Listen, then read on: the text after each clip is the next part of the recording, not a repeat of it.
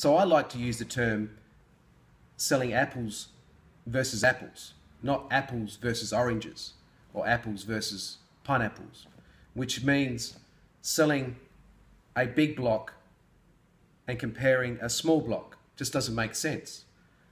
Selling a bungalow versus a trust home, or anything of that nature. So apples versus apples, not apples versus oranges. So we have to have comparisons. We have to have similar sales to be able to accurately price the property.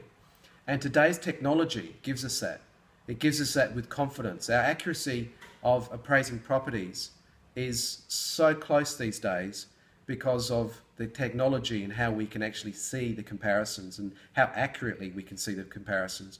It's extremely important when we're negotiating the property to get that property up when we know actually what we're talking about. It helps a lot. And so the question is, should we use a local agent?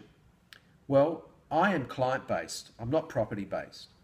And if you're going to pay me money to sell your property because you're my client, I'll drive pretty almost anywhere.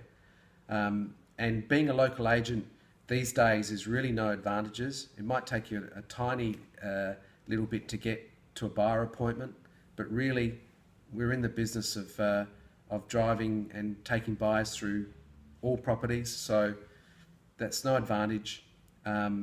Buyers use the internet, the technology's there, so find a trusted agent, an agent that you can trust, that's willing to work hard for you, and he must have the best technology available to him. And if that's the case, you can trust your agent to be really anywhere as long as they can get to the buyer appointments and make the sales for you. That's what you want. So thanks for joining us. Till next time, sellwithluke.com.au, selling your home, give us a call. Thank you.